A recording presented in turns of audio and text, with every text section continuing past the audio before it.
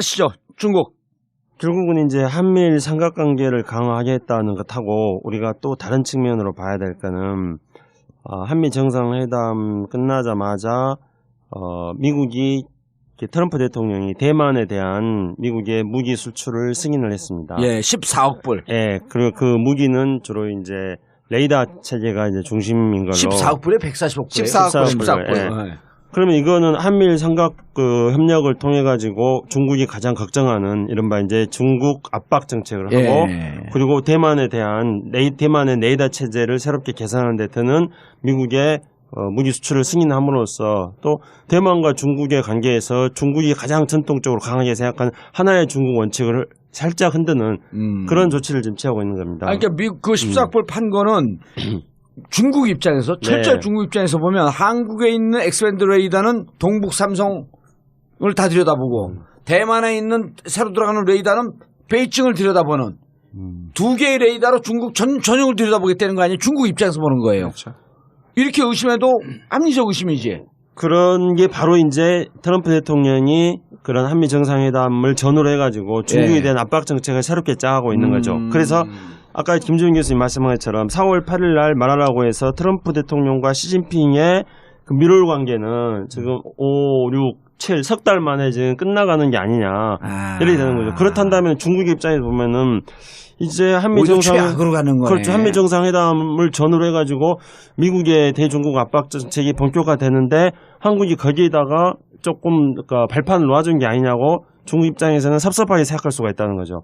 그렇게 된다면은 이제 북한에 대해서 압박을 할 때 가장 도움을 많이 받아야 될 게 중국인데 중국이 대북한 압박에 대해서 한미가 합의했는데 거기에서 또 구멍이 생길 수 있다는 겁니다.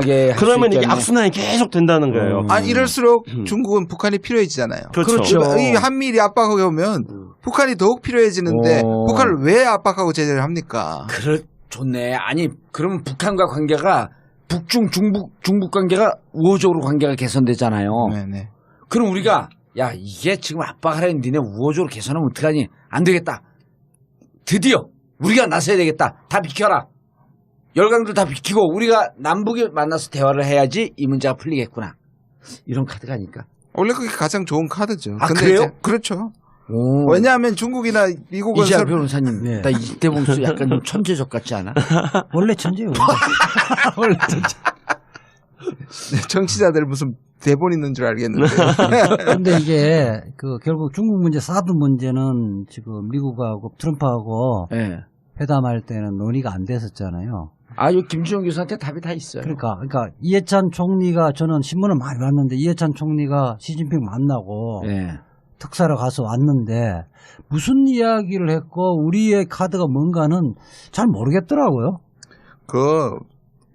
엄청나게 강력하게 사드는 그냥 연기 이런 생각하지 말고 사드를 배치를 폐기하는 것이 원래 조치로 돌아가는 것이 중국의 뜻이다. 그게 타협이 없다고 두 분 다 분명히 얘기를 했어요. 그렇고 이해찬 총리는 그래도 그걸 갖고 나름대로 설득하려는 카드가 뭐였어요? 전 총리가. 그러니까 이게 이제 우리 두 개의 동결 아까 말씀하신 두 개의 동결이에요. 그러니까 핵 동결을 통해서 핵폐기로 가듯이 이 사드 배치의 동결이죠 일종의. 그것을 우리가 내부적으로 우리가 민주적인 절차를 통해서 하게 되면 주도권이 우리에게 넘어오게 되고 그다음에 국민이 지지를 하게 되니까 이건 주권 문제. 이번에 미국 가서는 이건 주권 문제다. 중국이 우리한테 제재하면 안 된다는 걸 분명히 얘기했잖아요. 그걸 거꾸로 생각하면 아마 그 얘기를 갈 거예요. 이게 중국을 기분 나쁘게 하는 게 아니라 이거는 결국 동결시키고 이걸 우리가 여기에 들어갈 수 있는 개입할 수 있는 여지가 있다. 일단 밀어놓고 그러나 중국이 제재를 멈춰줘야지. 우리가 중국이 이 부분에 아까 예를 들자면 이런 거죠. 중국이 싫어하는 다시 말해서 이 사드가 중국을 쳐다보는 걸 싫어한다면 그러면 중국이 이것을 업적으로 한 번씩 들어와서 살핀다든지 이런 것들이 이제 전략 대화를 해야겠죠.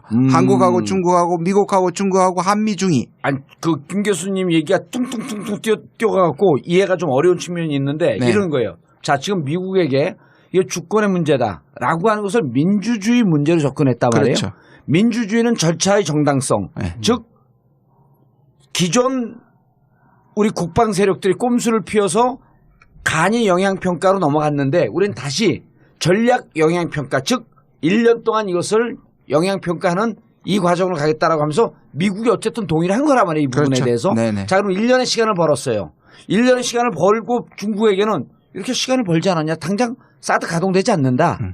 자, 반입 배치 가동 아니냐. 네. 가동 안 된다. 그럼 너희들이 지금 우리를 제지하는 것이 옳지 않고 우리 1년 한 다음에 정말 문제가 있으면 동결과 지연으로 갈 것이고 네. 만약에 이것이 가동이 되는 상황이 되면 그때는 당신들이 우려하는 대북용이 아니라 대중용이라고 하는 네. 의구심이 있으면 옵저버로 하든 이 부분은 미국과 충분히 협상할 수 있는 길을 우리가 열어놓겠다. 네. 그리고 그 중간에 만약에 예. 남북 관계가 좋아진다. 그 필요가 없어지지, 긴장이 사드가. 뭐 당장이 필요 없어질 정도로 좋아지지는 않더라도 원인이 감소되니까 이 사드 배치의 원래 정당성이 적어지니까 또 이 부분도 또 타협의 여지가 생기는 거고 또 하나는 이런 부분이 그게 이제 2단계로 볼 수 있는 거고 또 세 번째 이제 세 번째. 방법이 뭐냐 하면 이 사드 배치하고 운용하는 것을 우리한테 달라 또는 우리가 참여하게 해달라. 대한민국이 그러니까 이 그게 부분은 가능할까요? 안 해줄 겁니다. 처음에는 자, 설득이 저는 국민들 대신해서 질문을 던지고 예. 의구심에 대해서 좀 물어볼 텐데요. 그 문재인 대통령은 이게 사드가 뭐 북핵 문제를 해결하기 위한 거라면 우선 우리가 필요해야 된다. 또 우리 국민들이 동의해야 된다. 이것이 이제 첫 번째죠. 예, 네. 그 첫 번째죠. 그런데 지금 많은 중국도 그렇고 우리 상당수 국민들도 이거 미국이 원해서 여기 갖다 놓는 거 아니냐 이런 의구심이 있는 거거든요. 그렇죠. 미국도 그렇게 얘기했죠. 네. 주한미군 지키기 위해서 갖다 놓은 거다 이거는. 아니 근데 박근혜 정부는 그렇게 얘기 안 했죠. 우리 국민이라고 처음부터 그렇게 얘기했기 때문에 이게 안 맞아가는 거예요. 그래. 그것도 이제 교통 정리할 필요가 있네. 그렇죠. 지금 정확하게 미군 뭐라고 얘기하고 있어요? 한국과 미군. 한국과 미군. 예. 조금 문재인 정도. 정부는 그렇게 해서 국민들이 예. 우리 대한민국을 지키기 위해서 필요하다고 인식을 해야 되고 공감대를 형성해야 그렇죠. 되고 예. 그렇게 하기 위해서는 뭐 국민의 대표기관은 국회의 동의를 얻든 간에 아니면 국민의 대다수의 말하는 여론을 형성해야 되는 거고 국회 비준 동의로 가야 그다음에 되겠죠. 또 하나는 이것이 북핵 문제를 해결하는 데 필요하다는 것이 검증이 돼야 되는 거 아니에요. 검증. 검증이 안 되면 우리 전체 국민이 국민의당이 그게 되는 검증이 거예요. 되어지는 것은 또 하나는 중국을 설득을 할 수 있는 명분도 되는 거예요. 그렇죠. 검증하는데 이것은 실질적으로는 중국을 들여다보는 것이 아니라 북핵 문제 하는데 필요하구나. 중국도 이렇게 얘기했어요. 당신들은 믿는다. 검증하는데 중국에서 아까 네. 좀 업적을 해서 참여해서 이거 우리를 들여다본 거로 생각했는데 실질적으로 대부분은 북한을 용이구나. 그렇게 하면 제재할 필요가 없는 거잖아요. 그렇죠. 그 절차를 갖고 가면서 전술적으로는 시간을 버는 거죠. 그러면서 남북 관계에 평화의 진전도 이런 거 하면서 주변 문제에서 그 관계도 좀 달라질 거 아니에요. 그런데 이재하 변호사는 질문한 척하면서 얘기를 하면서 자기 생각을 다 정리하고 있어 벌써. 근데 저는 정리 잘 해주셨다 생각하는데요. 이게 이제 우리가 이 주제 자체가 사드 자체를 하는 건 아니기 때문에. 사드 좀 정리해주고 넘어가요. 중국과의 관계. 중국의 우려이기 때문에. 그러니까 일단 좀 다시 좀 다른 말씀을 들으면서 들어와 본다면은, 그러니까 이게 이제 한미 정상회담이 우리가 고민해야 될 주제인데요. 우리나라 언론이라든가 이런 데서 이 문제에 대해서 이제 안 다루고 있어요. 그러니까 안 다루면서 주로 어떻게 다루냐면은 그 문재인 대통령의 방미에서 꼬투리 잡을 게 뭔가 이렇게만 다루거든요. 그걸 이미 넘어갔으니까 이제 앞으로 쭉 나가죠. 그러니까 그런데 이제 국가적으로 본다면 현재 이 방미 이후에 이 한미일 삼각 협력 관계 강화하고 그다음에 사드 문제로 인해서 발생하는 한중 관계를 어떻게 풀어야 될 것인가가 초미의 관심인데 결국은 이제 이재하 변호사님 말씀 잘했습니다만 저는 그냥 아주 그냥 심플하게 정리를 해서 우리에게 조금 더 많은 시간이 필요하다. 그리고 시간을 얻었다. 그리고 그 시간에 의해서 이제 단지 그냥 시간만 붙잡고 있자는 게 아니라 시간에 의해서 달라지게 되는 조건들을 우리가 이제 판단한다거나 그렇죠 만들어 나간다거나 그렇게 필요하다고 생각합니다. 김지영 교수님 질문. 자, 우리 한 1년 반 정도 시간을 벌었어요. 네. 제가 보기에는 1년 반 정도. 그러니까 예를 들어서 지금 조소하면 지금서부터 적어도 내년 7월까지는 한 바퀴를 돌아야 돼요. 네네. 빨라도 내년 3월까지 한 바퀴 돌아야 돼요. 그리고 영향 평가에 있어서 결함이 나타난다든지 네네. 하게 되면 이것을 보완하는데 또 걸리는 시간 6개월. 그러니까 1년 6개월 정도 시간을 벌었는데 이 시간 안에 저희는 첫 번째가 중국으로부터 이렇게 시간을 벌었으므로 네. 너네가 지금 경제적 압박을 가한다든지 하는 것은 반중 감정을 조성하는 거고 문제를 푸는데 좋지 않다. 그러니까 일정 정도 완벽하게 풀진 않는다고 할지라도 약 한 50-60%의 범위 내에서는 풀 필요가 있다. 그렇죠. 라고 중국을 설득하고 동시에 자 너네가 북한을 압박을 하라고 미국에서 계속 그러는데 우리가 보기에는 압박만 갖고 안 되니 압박에 동의하면서 한국과 중국이 협력을 해서 북한을 대화의 장으로 끌어내기 위한 대화의 접촉을 하기 위해서 너희들이 우리를 협조해 줘라. 그렇죠. 북한과 대화하겠다. 그러면서 대화로 끌어내면서 그 1년 6개월 동안 적어도 사드가 이렇게 결정적으로 필요 없겠네 하는 상황을 나는 충분히 만들 수 있을 거라고 보는 거예요. 그럼 그때 되면 1년 6개월 되면 사드가 있어야 되는 원래의 근거가 사라지면 미국 애들 입장에서도 저 사드 필요 없네. 저 고철 덩어리 됐네. 갖고 가지 뭐. 다 맞는데 마지막 말씀 잘못하셔서 너무 예. 순진해요. 그렇게 되면 우리로서는 그런 논리로 가면 좋은데 난 너무 순진해서 늘 배신당해요. 미국으로서는 미국이 가져온 게 뭡니까? 지금이 그래서 논리가 다시 계속 어긋나고 있다니까요. 이게 한국 사람들을 우리가 북핵 위협 때문에라고 얘기를 하지만 예. 실제로 미국의 전략 속에는 북핵 위협이 있지만 사실 그건 일부죠. 그죠? 일부고 미국이 아시아에 한미. 자기 돈으로 여기 갖다 놓고 왜 고철을 만듭니까? 그러니까 미국으로서는 이 조성을 할 수가 있으니까 이 부분에 대한 경계를 해야 되는데 그런 부분에서 그래서 제가 한중만 대화하면 안 된다는 거예요. 예. 한중, 한미중 이걸 다 한미중. 끌어내야 됩니다. 그러니까 본질적인 것은 미국의 대중국 압박 정책의 그렇죠. 그게 일환이지만은 핵심이네. 그러나 이제 그것도 미국이 내가 중국 압박하기 위해서 놓는다, 사드 예. 갖다 이렇게 말하지 않지 않습니까? 북한용이다 하는데 그랬을 때 저는 중국이 해야 될 것은 이제 보통 지금까지 사람들이 많이 이야기할 때 중국이 북한이 핵 개발 포기하도록 해라 뭐 이런 이야기 했지 않습니까? 근데 그 시진핑도 트럼프 대통령도 그렇게 하라고 이야기했는데 이제 안 되고 있는데 근데 저는 이 시점에서 중국이 가장 나서야 될 거는 이제 결국은 저는 북한의 ICBM 문제라고 생각합니다. 그러니까 북한의 ICBM의 개발 속도가 점점 더 가속화되고 있는데 북한은 그 ICBM을 완성시켜가지고 그걸 가지고 미국하고 협상하려고 하는 거고 미국의 입장에서는 그게 ICBM 완성 못하도록 하는 거고. 그래 못하도록 하는 거고 예. 그 사이에서 중국이 어떤 역할을 해야 된다는 거예요. 근데 이제 여기서 중국은 제일 수 있지 않겠습니까? 그러니까 트럼프 네가 이렇게 나오면은 북한이 ICBM 개발하는 건 내가 그냥 방치해버려. 이렇게 중국은 또 협박을 할 수 있는 거죠. 그러네. 반대로 또 협조해 준다고 생각한다면은 북한의 ICBM 개발 속도를 최대한 지연시킨다거나 아니면은 그 사이에서 미국하고 북한 사이에서 뭔가 어떤 조정이 될 수 있는 것들을 중국이 마련해 준달까 이런 게 있을 거라고 생각합니다. 그렇다면은 아마 중국의 입장에서 사드의 어떤 배치의 근거 자체를 무력화시키면서 한반도의 긴장이 급속도로 고조되지 않고 중국의 이익을 가장 많이 취할 수 있는 길은 결국은 북한이 ICBM 개발 속도를 늦춰가지고 마찬가지로 거기서 시간을 벌고 그 시간에서 뭔가 거래가 될 수 있는 조건을 만드는 것 이런 정치적 외교적 능력을 발휘하는 게 저는 중국이 해야 될 일일 거라고 봅니다. 그런데 내가 북한이에요. 북한 입장에서 보면 그렇죠. 이제 자, 북한이 최고의 협상 카드는 ICBM을 완성을 시켜서 ICBM의 소형 핵탄두를 탑재해서 미 대륙까지 날아갈 수 있는 이 실험이 완성되면 최고의 협상력 아니에요. 북한 입장에서는 이렇게 저렇게 시간을 밀면서 엔진까지 지금 그 3.18 혁명이라고 그러잖아요. 3월 28일인가요? 맞아요? 예, 3월 18일. 3.18 혁명. 엔진이 완성됐다는 것.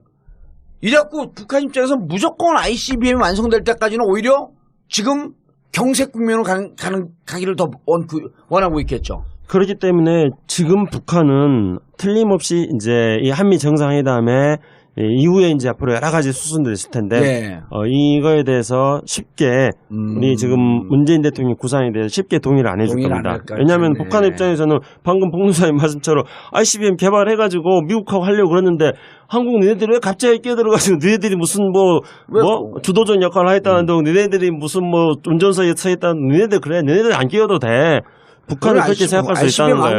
그럼요. 그렇기 때문에 여기서 이제 남북 사이에서 중대한 지금 거리감이 생기고 있다는 겁니다. 그렇기 때문에 그러나 그래서 평창 오래는 것도 안 가. 그럼요. 뭘 같이 가. 그러니까 그렇기 때문에 이제 그 평창 이런 식으로 우리가 쭉 프로그램을 만들어 나가기 위해서는 문재인 대통령의 유럽 방문이 중요합니다. 아 이번에 그렇죠. 그 유럽 방문에 또 우리 김창수 박사가 중요한 역할을 하잖아요.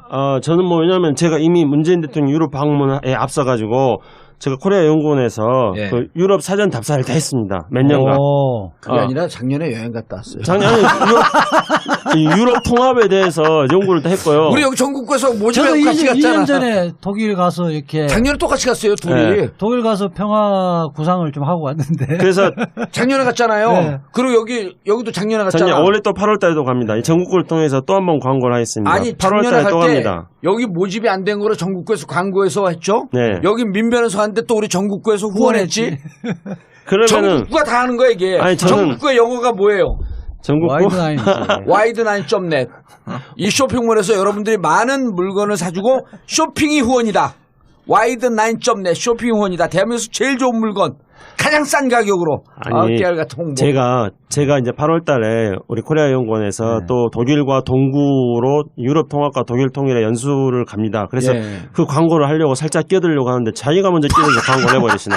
아무튼 우리 코리아 연구원으로 다시 독일 가는데요. 중요한 거는 문재인 대통령이 독일 가서 예. 이제 틀림없이 그 여러 가지 한반도 관련된 것들을 세계로 확산시키는 그런 말씀을 하실 겁니다. 그럼에도 불구하고 북한은 뭐 속되게 말해서 긴가민가 할 거라는 거예요. 당신들 안 끼워도 되고. 잠깐만. 그러면- 그러면 또 잠깐만요. 이제 국민 그거 수준에서 하나. 또 질문. 네.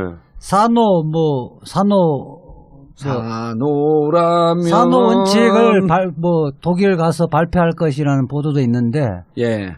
그걸 베를린 독트린 형식으로 발표할 거예요? 예. 아니 제가 볼 때는 그러니까 한겨레 신문에서 말한 거는 네. 독일 가서 산호 원칙을 발표했다는 게 아니고 네. 미국의 CSIS에서 CSIS에서 연설한 내용을 정리한 거예요. 산호 원칙을 CSIS에서 했다는 거예요. 전문용어로 CSIS에서 연설한 것을 conceptualizing 개념화한 거예요. 그렇죠. 하나, 둘, 셋, 넷. 그러니까 이제 네. CSIS 연설은 굉장히 중요합니다. 왜냐하면 북한이 가장 염려시했던 것들에 대해서 답변을 준 거거든요. 그러니까 그거는 예를 들어서 북한에 대한 적대시 정책 없다. 북한에 대해서 체제 전복 위협 없고. 네, 군사적 네. 압박 안 하고 처지 전복 안 하고 뭐 네. 조기 통일 안 하겠다 이런 네, 거거든요. 네. 그러면 저는 이건 일단 중요한 메시지라고 생각합니다. 네, 근데 네. 이 중요한 메시지인데 한미 정상회담에서 여러 가지 이슈들이 많이 있어가지고 우리가 우려하는 그런 이슈들이 다 뒤섞이면서 이 메시지들이 북한에게 정확하게 전달이 안 된다는 거예요. 그러면은 저는 대통령이 유럽 가셔가지고 이런 어떤 산호 원칙에다가 아까 노 말고 노는 이미 말했으니까 노를 다시 한번 말씀하시고 예스는 뭐냐? 예스 정책 예, 이걸 우리는 하겠다. 그렇죠. 아. 그거를 저는 대통령께서 독일 가서 밝히시고 그래도 북한은 속되게 말해서 긴가민가 할 거기 때문에 저는 그 다음 단계로서는 북한과 직접 접촉을 해야 된다고 생각합니다. 예스 정책을 예상을 한번 해보세요. 예스 정책. 예스 아니 그 우리가 전에 여기서 얘기했잖아요. 북이 지금 원하는 것은 자 핵무기 개발은 협상의 대상이 아니다. 그리고 미국과 평화협정을 체결하자라고 하는 게 종국적인 목표예요. 그렇죠. 네. 그럴 때 그럼 한국이 뭐라고 한국 너네들 빠져라. 그럴 때 우리가 여기서 뭐라 하느냐면 그럼 우리가 주도적으로 할 수 있는 것은 북이 불안해하는 것이 가장 체제의 위협이기 때문에 남북이 불가침 협정을 먼저 체결해 주는 거예요. 남북이 불가침 협정 체결하는 게 산호 정책이 곧 그거예요. 우리가 여기서 얘기하니까 그걸 좀 풀어갖고 청와대에서 그럴싸하게 산호 정책을 만든 건데 근본은 뭐냐면 남과 북은 어떠한 상황에서도 군사적 침략을 하지 않는다라고 하는 불가침 협정을 맺자는 거예요. 그다음 단계로 평화협정 넘어가는 거죠. 북미가. 그런데 거기서 또 하나 예. 너무 순진하시다가 또 한 번 더 말씀드리고 그럼요. 싶은데 내 순져서 맨날 뒤통수 맞아요. 여기에서 결국 저는 제가 이렇게 얘기를 할 줄 몰랐는데요. 결국 미국이 여기에 힘을 실어주지 않으면 결국 북미 문제거든요. 제가 그런 말을 합니다. 그럼요. 그래서 예. 그러니까 한미가 공조를 하고 저는 입구론 출구론이 있는데 저는 한미 입구론 그다음에 남북 경유론 북미 출구론입니다. 그 북미 출구의 마지막 평화협정. 그러니까 북미가 나중에 추인해주지 않으면 이건 예. 아무 소용이 없거든요. 그렇죠. 왜냐하면 북한이 무서워하는 건 미국이란 말이죠. 예. 아무리 우리가 불가침을 해주더라도 또 그 부분에 미국이 추인을 해야 되기 때문에. 그게 출구론, 입구론은. 그렇죠. 입구론은 한미 지금 입구 들어갔지 않습니까? 아 들어갔죠. 그래서 아까 뭐라 그랬습니까? 남북 경유론. 예. 그다음에 남북 북미 경유론은 불가침 협정. 그렇죠. 그걸 포함해서 남북이 일단 해야 되고요. 왜 해야 되냐면 여기서 저는 미국이 맥시멈 프레셔 앤 인게이지먼트인데 이게 선호가 있다고 말씀드렸지 않습니까? 그러면 맥시멈 프레셔는 상당히 여러 가지 정교한 전략들이 짜 있어요. 뭘 어떻게 하고 이번에 단둥에도 했지 않습니까? 세컨 보이콧, 그죠? 세컨더리 보이콧 다 있는데 인게이지먼트 하나도 없습니다, 미국에. 그 인게이지먼트는 우리가 아이디어를 내자. 그렇죠. 그러려면 이게 인게이지먼트가 통한다는 이제 미국과 우리의 긴장은 뭡니까? 맥시멈 프레셔를 약화시킬 인게이지먼트를 한국이 먼저 하면 안 된다는 거잖아요. 이게 의미가 있는 게 인게이지먼트가 원래 우리말로 하면 약혼이란 뜻 아니? 그렇죠. 약혼이란 뜻이에요. 우리는 남과 북이 이미 이혼해서 60년 동안 따로 떨어져 살았는데 바로 결혼을 하지 말고 재약혼의 과정을 거쳐서 그다음에 리메리지 상태로 가자. 리유니피케이션. 인게이지먼트가 그럼 우리말로는 약혼이라는 의미가 있네. 몰랐죠, 그런 거. 그래서 전문가가 아니니까. 베를린에서 또는 함부르크에서 이제 문재인 대통령이 그런 에이스 정책을 이제 발표한 다음에 제가 에이스 정책 뭐냐 물어봤잖아요. 아까 에이스 정책은 내가 했네. 네, 말씀하셨잖아요. 근데 거기에다가 이제 문재인 대통령이 그동안에 쭉 후보 때부터 말씀했던 여러 가지 내용들이 있습니다. 뭐 한반도 신경제 지도라든가 뭐 이런 것들이 많이 있으니까 이런 것들을 말씀하시고 그 다음에 김지훈 교수님 말씀하셨던 어떤 남북 경유론에서 저는 산호 정책과 네 가지 안 하겠다는 것과 뭘 하겠다는 것들을 이제 미국과 유럽에서 했으니까 그 다음에는 남북 경유론에서 저는 아주 디테일하게요 북한에게 워싱턴에서 한미 정상회담은 이러이러하게 진행됐다. 그리고 내가 이른바 그 네 가지 안 하겠다고 하는 거는 이러이러한 이유이다. 그리고 북한의 핵에 대해서 미국과 제재하겠다는 거는 이러이러한 방식이다. 그러니까 너희들은 이걸 해라. 그렇게 해야 된다는 거죠. 그렇게 구체적으로 만나서 설명을 하고 구체적인 제안을 해야 돼요. 수구 언론 제목 나왔네. 뭐요? 한미 정상회담 결과 보고하러 북한. 아니, 그러니까 북한에 보고하고 정치하냐? 전국 좌파다. 그거는 물어보고 물어보고 결정을 내린다. 그런 식으로 이제 프레임을 만들어서 이런 거 아니에요. 지금 김창수 박사의 주장은 뭐냐면, 자, 남과 북이 불신이 깊으니 이 불신의 일말이라도 걷어내기 위해서 상호 투명하게 우리가 진행되고 있는 내용을 서로 정보 교류하면서 협조하자. 신뢰 회복의 1단계죠, 그게. 그렇죠. 네.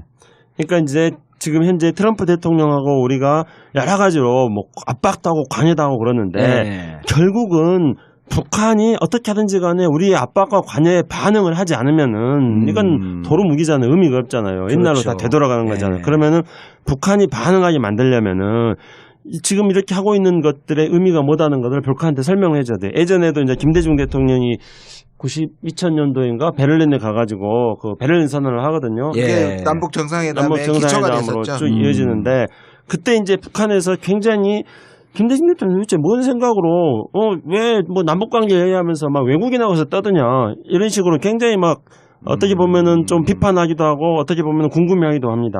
세계의 사람들에게 우리의 메시지를 전하는 거네. 그게. 네. 그렇기 때문에 이제 이번에 흉내 낸 게 드레스덴 선언 아닙니까? 그렇죠. 이상하게 했었죠.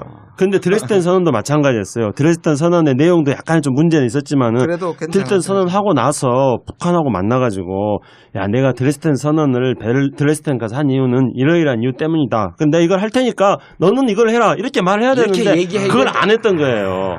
박근혜 대통령 안 했잖아요. 그런 거를. 지금 한미 정상회담의 내용과 우리의 구상을 북한과 솔직하게 터놓을 수 있는 대화의 채널이 필요할 그렇죠. 때네. 그래서 북한을 어떤 반응하게 만들어야 된다는 거죠. 저는 그 남북 경유론이 3번의 기회가 있다고 생각합니다. 앞으로 3번의 기회가. 아까 환경 영향 평가 우리가 1년 정도의 시간을 벌었지 않습니까? 그렇죠. 그러면 이 경유론은 8.15 처음에. 그다음 올해 14. 8.15. 그다음 14. 그다음에 6.15입니다. 내년. 딱 1년쯤 남았습니다. 지금부터. 아니 근데 그 단계에서 올해 12월 28일은 일단 그 몇 가지 경유가 있죠. 11월 14일에 한번 또 경유해야 되고 12월 28일 경유하면서 CCR을 완성시켜야 되거든요. 네? 그렇긴 한데 이제 남북 문제에서 우리가 뭘 던질 수 CCR이 있는. 뭔지 알아요?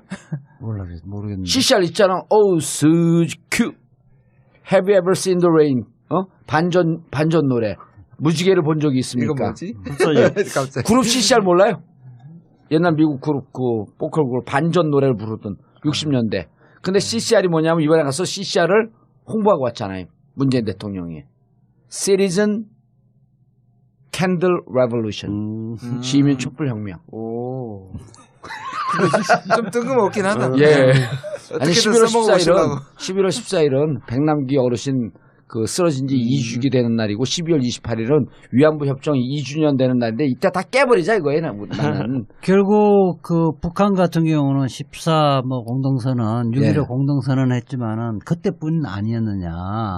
그거 결국 그거에 대한 신뢰를 줘야죠 이제. 그러니까 거기선 다 무시해버리고 그 종이 쪽 휴지 조각을 만들어버린 게 아니냐. 거기에 대해서 기본적으로 6.15 공동선언과 14 공동선언을 다시 재확인을 하고 그거를 문재인 정부는 실천하겠다는 신뢰를 회복시켜주는 게 일단 예. 중요한 저는 거죠. 원래 오바마가 마지막에 고별사 중에 이걸 얘기했습니다. 미국의 헌법은 위대하다. 그러나 종이 조각이다. 그 종이 조각의 위대성을 붙는 건 국민이다. 우리 했잖아요. 우리 헌법 1조 2조가 바로 우리가 촛불이 거기에다가 힘을 갖게 했잖아요. 예. 그래서 사실 지금 남아있는 협정에 힘을 발휘하는 건 우리거든요. 아까 말씀하신 실천성이란 말이에요. 네. 그리고 지금 이제 문재인 정부에서 나오는 게 뭐냐면 남북 기본협정이라 그래서 지금까지 나왔던 협정들을 다 모아서 법제화한다는 겁니다. 국회에서 그거 굉장히 통과시켜버려. 중요한 거예요. 무척 중요한 거예요. 이게 지금 제도화한다는 협정 문제가 예. 이게 법률 해석상 국가와 국가 간의 관계도 아니고 특수한 관계잖아요. 그렇기 때문에 국회에서 이게 그냥 동의해도 그것이 법률적 효력이 있는지도 논란이 되는 거고 그래서 법제화해서 예. 우리 대한민국에서도 통과를 시키고 북한에서 국회와 같은 무척 중요한 그래서 일이네. 거기에서 의결을 해버리는 거예요. 아니 그리고 또 우리 그 문재인 정부는요 이명박 박근혜 대통령의 이 정통성을 우리는 부인하지만 그때 남북 관계에서 좋은 표현도 쓴 거 많잖아요. 한반도 신뢰 프로세스. 그 뭐 통일은 대박이다. 동북아 평화구상, 뭐 유라시아 이런 거 다 인세트 뭐 쓰자니까요. 말은 우리가 좋아요 다. 다 써요. 우리가 갖다가 다 써. 다 쓸 겁니다. 신뢰 프로세스 하자고요. 그리고 이번에 저기 독일 가갖고 선언할 내용 미리 좀 얘기 좀 해줘요. 지금 쓰고 있잖아요. 김창수 오늘 박사가. 이야기하는 그 6.15 공동선언, 7.4 공동성명부터 시작해서 노태우 대통령 내 이야기 남북 기본 합의서. 기본 합의서. 굉장히 사실 기본 합의서 내용 내용 굉장히 좋아요. 좋아요. 예. 그다음 6.15 공동선언, 14 공동선언에서 중복된 걸 빼고 그걸 다 법제화해서 우리 법률적인 효력을 남과 북이 동시에 갖도록 하고 그것이 이제 종이가 아니라 규범력을 갖게끔 만들어주는 거죠. 지금 그 팀에 들어가고 싶다는 거야. 눈빛을 보라고 눈빛을. 그거는 굉장히 중요한 굉장히 의미를 중요한 가지고 거예요. 있어요. 근데 예. 보면은 두 개는 보수 정부잖아요. 예. 그다음에 그 7사하고 그다음에 남북 기본 합의서는 권위주의 정부, 그렇죠. 보수 정부가 아니고. 뭐 권위주의 예. 정부. 그다음 나머지 둘은 6.15와 14는 우리 진보 정부란 예. 말이에요. 이 두 개를 진보 정부에서는 7사와 그 남북 기본 합의서를 받아들이겠다 인정하는데 예. 박근혜 대통령이 끝까지 6.15와 14를 인정하지 않았거든요. 근데 지금은 이제 해갖고 네. 실질적으로 7.4 공동성명이 유신 정권을 장기화시키기 위한 하나의 그 낚싯밥이었지만 그 내용 자체는 그렇죠. 얼마나 좋은 내용들이에요. 남북 기본 합의서도 그래서 그것을 다 받아서 이제는 통일과 한반도의 통일과 안보의 문제에 있어서는 보수와 진보가 따로 없다라고 하는 것을 이번 정권에서 선언해야 되는 거예요. 그렇죠. 그럼 보수 정권이 보수주의자들이 더 이상 진보는 안보의 불안한 세력들 이 부분에 대해서 비판을 못 해요. 그렇죠. 그래서 이걸 남북 기본 협정으로 이제 네, 통과하겠다는 겁니다. 이미 뭐 이번에 한미 정상회담에서도 예. 안보 문제에 대해서 문재인 대통령이 미국하고 확실하게 이야기해서 이제 더 이상 미국하고 관계에서 뭐 안보에 문제가 있다 이런 얘기 않지 않습니까? 않죠. 오히려 미국과 관계에서 안보 문제가 아니라 경제 문제가 지금 한미 FTA를 경제 문제가 지금 문제로 발생하고 있지 않습니까? 예. 알겠습니다. 문재인 대통령의 정상회담과 앞으로의 구상. 문재인의 구상. 오늘 제목 딱 떨어지는데. 예, 근데 우리가 얘기하면서 우리는 진짜 아무런 그 관여도 없는 찍기다시들인데 청와대가 이 얘기를 듣고 막 정책을 세워서 우리 말대로 간다는 걸 생각하니까 기분은 조금 좋죠. 우리가 남북이 만나서 대화를 해야지 이 문제가 풀리겠구나. 이런 카드가 아닐까. 원래 그게 가장 좋은 카드죠. 근데 그래요? 이제 그렇죠. 오. 왜냐하면 중국이나 미국은 이재하 변호사님, 네. 나 이때 보면서 약간 좀 천재적 같지 않아? 원래 천재예요. 원래 천재. 정치자들 무슨 대본 있는 줄 알겠는데. 근데 이게 결국 중국 문제, 사드 문제는 지금 미국하고 트럼프하고 예. 회담할 때는 논의가 안 됐었잖아요. 아, 요 김주영 교수한테 답이 다 있어요. 그러니까 이해찬 총리가 저는 신문을 많이 봤는데 이해찬 총리가 시진핑 만나고 예. 특사로 가서 왔는데 무슨 이야기를 했고 우리의 카드가 뭔가는 잘 모르겠더라고요. 엄청나게 강력하게 사드는 예. 그냥 연기 이런 생각하지 말고 사드를 배치를 폐기하는 것이 예. 원래 조치로 돌아가는 것이 중국의 뜻이다. 그게 타협이 없다고 두 분 다 분명히 얘기를 했어요. 그렇고 이해찬 총리는 그래도 그걸 갖고 나름대로 설득하려는 카드가 뭐였어요? 전 총리가. 그러니까 이게 이제 우리 두 개의 동결 아까 말씀하신 두 개의 동결이에요. 그러니까 핵 동결을 통해서 핵 폐기로 가듯이 이 사드 배치의 동결이죠, 일종의. 그것을 우리가 내부적으로 우리가 민주적인 절차를 통해서 하게 되면 주도권이 우리에게 넘어오게 되고 그다음에 국민이 지지를 하게 되니까 이건 주권 문제. 이번에 미국 가서는 이건 주권 문제다.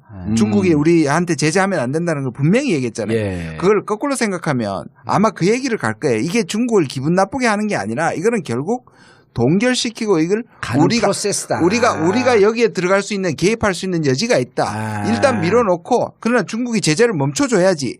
우리가 중국이 이 부분에 아까 예를 들자면 이런 거죠. 중국이 싫어하는 다시 말해서 이 사드가 중국을 쳐다보는 걸 싫어한다면 그러면 중국이 이것을 업적으로 한 번씩 들어와서 살핀다든지 이런 것들이 이제 전략 대화를 해야겠죠.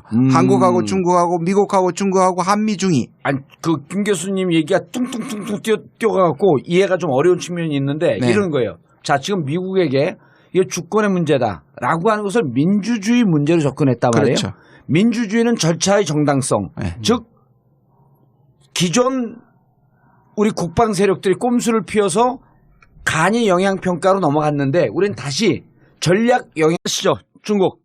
결국은 이제 한미일 삼각관계를 강화하겠다는 것하고 우리가 또 다른 측면으로 봐야 될 거는 한미 정상회담 끝나자마자 미국이 트럼프 대통령이 대만에 대한 미국의 무기 수출을 승인을 했습니다. 예, 14억 불. 예, 그리고 그 무기는 주로 이제 레이더 체계가 이제 중심인 걸로. 14억 불에 140억 불. 14억 불. 예.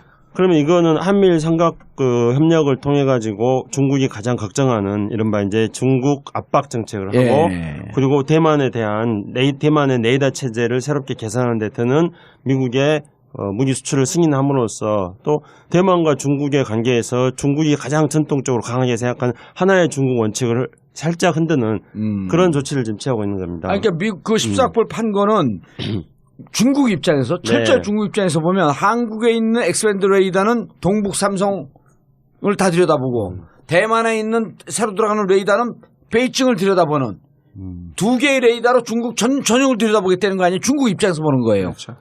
이렇게 의심해도 합리적 의심이지.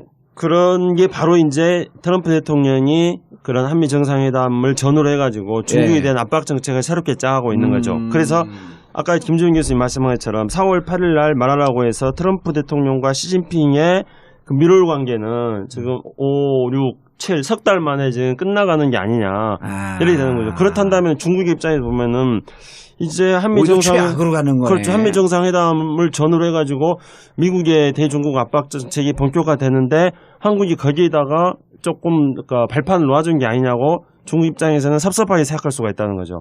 그렇게 된다면은 이제 북한에 대해서 압박을 할 때 가장 도움을 많이 받아야 될 게 중국인데 중국이 대북한 압박에 대해서 한미가 합의했는데 거기에서 또 구멍이 생길 수 있다는 겁니다.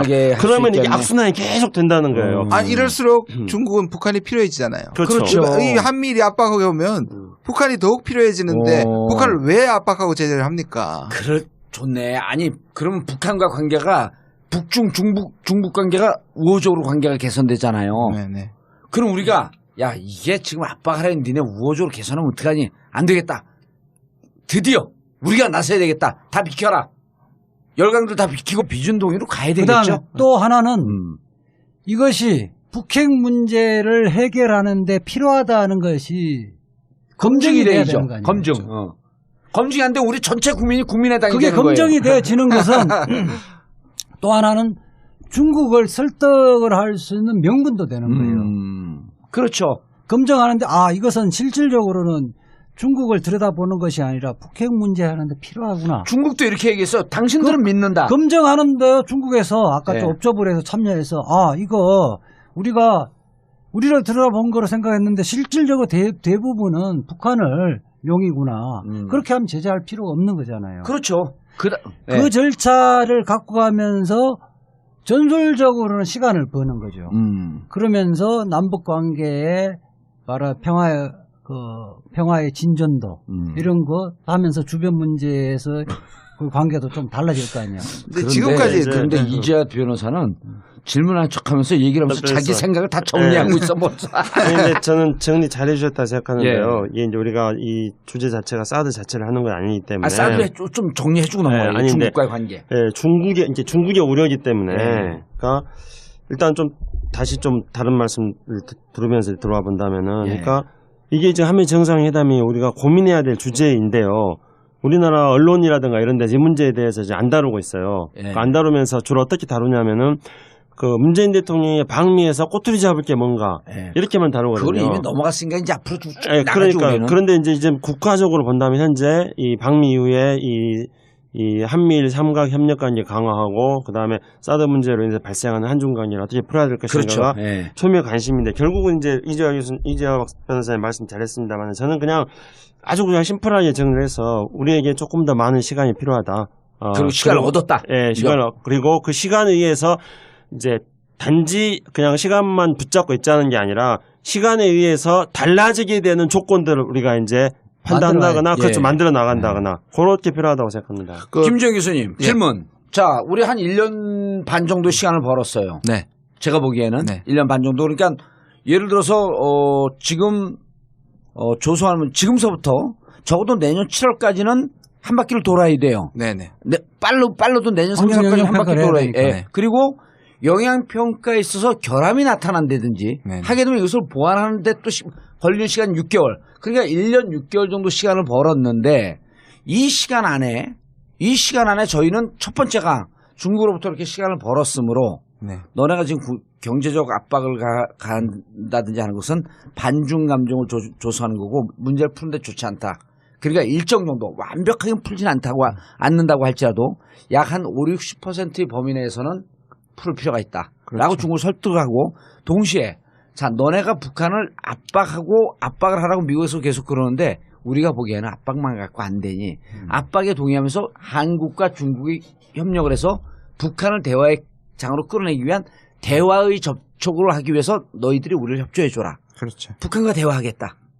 그러면서 대화로 끌어내면서 그 1년 6개월 동안 적어도 사드가 이렇게 결정적으로 필요 없겠네 하는 상황을 나는 충분히 만들 수 있을 거라고 보는 거예요. 그럼 그때 되면 1년 6개월 되면 사드가 있어야 되는 원래의 근거가 사라지면 미국 애들 입장에서도 저 사드 필요 없네. 저 고철 덩어리 됐네. 갖고 가지 뭐. 다 맞는데 마지막 말씀 잘못하셔서 너무 순진해요. 그렇게 되면 우리로서는 그런 논리로 가면 좋은데. 난 너무 순진해서 늘 배신당해요. 미국으로서는 미국이 가져온 게 뭡니까? 지금이 그래서 논리가 다시 계속 어긋나고 있다니까요. 이게 한국 사람들을 우리가 북핵 위협이 때문에라고 얘기를 하지만 실제로 미국의 전략 속에는 북핵 위협이 있지만 사실 그건 일부죠. 그죠? 일부고 미국이 아시아에 자기 돈으로 여기 갖다 놓고 왜 고철을 만듭니까? 그러니까 미국으로서는 이 조성을 할 수가 있으니까 이 부분에 대한 경계를 해야 되는데 그런 부분에서 그래서 제가 한중만 대화하면 안 된다는 거예요. 한중, 한미중 이걸 다 끌어내야 됩니다. 그러니까 본질적인 것은 미국의 대중국 압박 정책의 그렇죠. 일환이지만은 그러나 이제 그것도 미국이 내가 중국 압박하기 위해서 놓는다, 사드 갖다 이렇게 말하지 않지 않습니까? 북한용이다 하는데 그랬을 때 저는 중국이 해야 될 것은 이제 보통 지금까지 사람들이 많이 이야기할 때 중국이 북한이 핵 개발 포기하도록 해라 뭐 이런 이야기 했지 않습니까? 근데 그 시진핑도 트럼프 대통령도 그렇게 하라고 이야기했는데 영향평가 즉 1년 동안 이것을 영향평가하는 이 과정을 가겠다라고 하면서 미국이 어쨌든 동의를 한 거란 말이에요. 이 부분에 대해서. 네네. 자 그럼 1년의 시간을 벌었어요. 1년의 시간을 벌고 중국에게는 이렇게 시간을 벌지 않았냐. 당장 사드 가동되지 않는다. 자 반입 배치 가동 아니냐. 가동 안 된다. 그럼 너희들이 지금 우리를 제지하는 것이 옳지 않고 우리 1년 한 다음에 정말 문제가 있으면 동결과 지연으로 갈 것이고 만약에 이것이 가동이 되는 상황이 되면 그때는 당신들이 우려하는 대북용이 아니라 대중용이라고 하는 의구심이 있으면 옵저버로 하여튼 이 부분은 미국과 충분히 협상할 수 있는 길을 우리가 열어놓겠다. 네. 그리고 그 중간에 만약에 예. 남북 관계가 좋아진다. 그 필요가 없어지지, 굉장히 사드가. 뭐 당장에 필요 없어질 정도로 좋아지지는 않더라도 원인이 감소되니까 이 사드 배치의 원래 정당성이 적어지니까 또 이 부분도 또 타협의 여지가 생기는 거고 또 하나는 이런 부분이 그게 이제 2단계로 볼 수 있는 거고. 또 세 번째 이제 세 번째. 방법이 뭐냐 하면 이 사드 배치하고 운용하는 것을 우리한테 달라 또는 우리가 참여하게 해달라. 대한민국이. 그러니까 이 그게 부분은 가능할까요?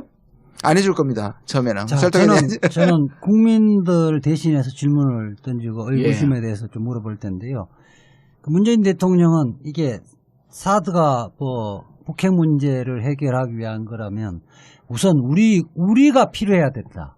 또 우리 국민들이 동의해야 된다.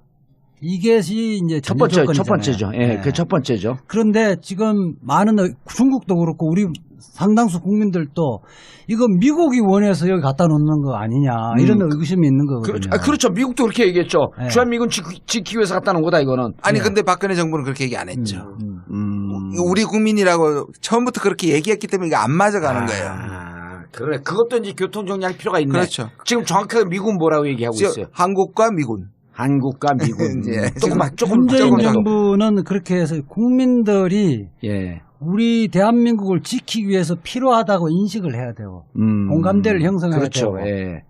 그렇게 하기 위해서는 뭐 국민의 대표기관은 국회의 동의를 얻든 간에 아니면 국민의 대다수의 말하는 여론을 형성해야 되는 거고 국회